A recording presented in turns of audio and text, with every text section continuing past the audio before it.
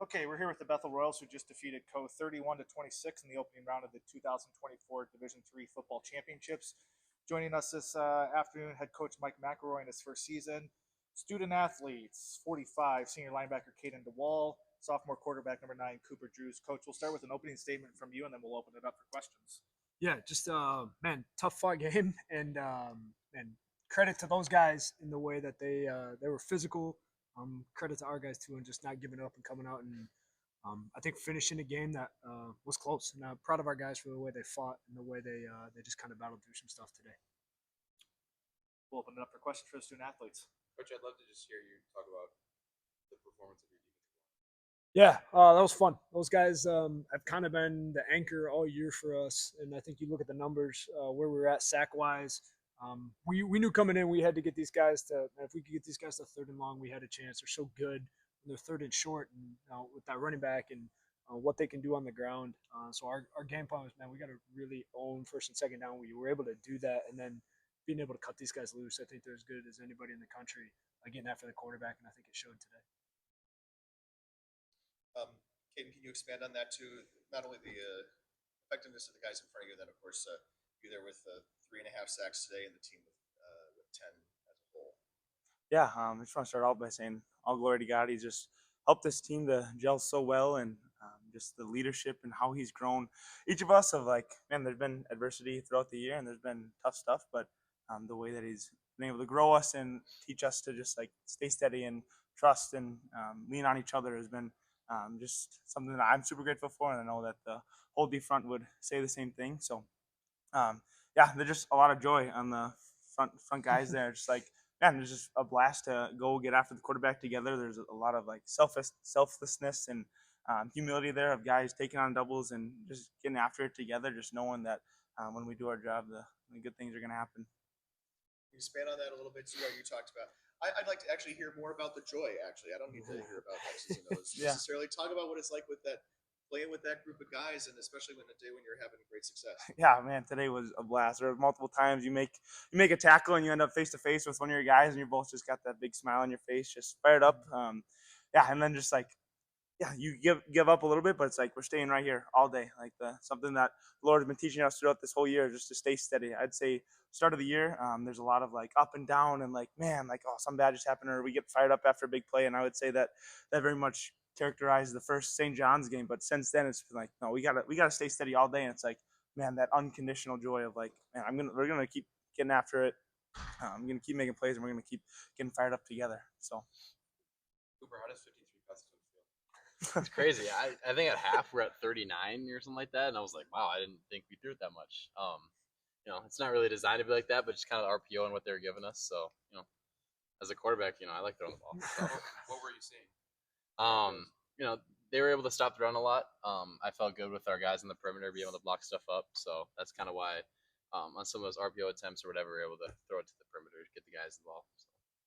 Can you talk about the speed of the game? Maybe how this game is probably obviously more comparable to seeing St. John's defense compared to some of the other games over the course of the season. Yeah, they were a really tough defense. Hats off to those guys. They played a really good game. They had a really good line. They were able to plug up a lot of our runs, especially when we got to the red zone. I think the biggest thing for us and a big thing that our focus was just tempo and just pushing the pace. It's been that all year. And I felt like we got to see that a lot work in our favor just with pushing the pace. And, I just feel like they weren't able to hang with us in certain times of the game because of that. And it looked like tell me about them taking the deep ball away from you. Is that not having time to throw? Is that good coverage downfield? Some combination of that? Yeah, I'd say some sort of combination. A lot of times what we get is, those defensive backs are dropping because we throw a lot of those, and, we look for the explosive play. A lot of that is they were getting after me. I also think part of it's just, me not being maybe the sharpest or on my game to where I'd like to be to give those guys a better chance. So. And I want to ask you about one adjustment I thought I saw from the offense today, and maybe from you specifically. First half, you guys are throwing these kind of a lot of long swing passes to the sidelines, right? Hoping that Newald and Kidder can do their work out there. And I didn't know that the ball was getting there that fast, and they didn't pick any of them off. But the receivers weren't having a lot of opportunity to do anything after the catch, right? And so I think I noticed that both you got the ball out a little quicker with a little more zip on it, and I think maybe you guys called fewer of those in the second half. I know that was a long question, but I was wondering if you could comment on that. Sure, yeah.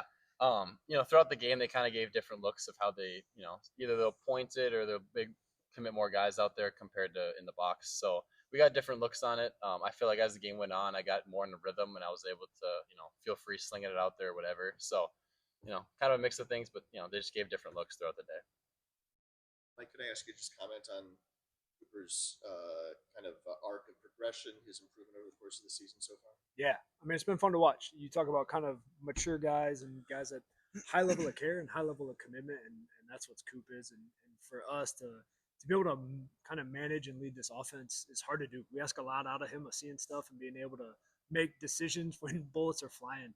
And it's just been fun to see him grow. We talk a lot as a team about, and we aren't there yet, and we're continuing to just kind of become. And so it's fun to watch him grow, and it's fun to watch this guy grow, even as a fifth-year senior, of like who they are and who they're becoming, and both the type of men and in type of football players. Coach, losing the turnover battle, just a bunch of fumbles and stuff. How did you guys just bounce back and Yeah, pull off the win? it's hard. It's a testament, I think, to our guys. We talked at the end of the game about we're a mature football team, and I think you have to be. Otherwise, those things will knock you out. And so, obviously, that's not how you draw it up. But it's a good football team. It's a good defense. It's a good offense.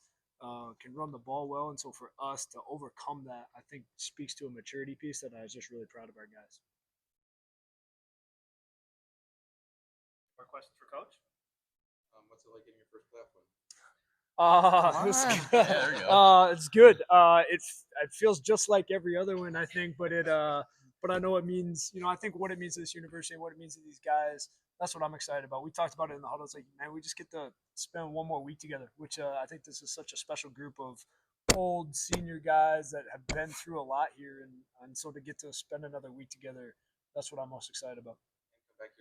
And come back here Saturday. So giddy up. For I guess all three of you guys, did you feel like slighted at all that they were gonna have co-hosts for a bit, and now you guys what was your guys' view on that? I didn't even know we were supposed to host. So I was like, all right, here we go. We're going to Iowa, and I got called at 6:30 in the morning on Monday. I was like, hey, we might have a chance to host this thing. So it's fun for these guys to get to play at home. I think that's a blast, and so it's like, man, if we have a chance to do it, we're going to do it. So it's really cool to win a home playoff game. Hasn't happened here since 2018, so a pretty fun deal for us. Can I ask what the Thanksgiving plans are now?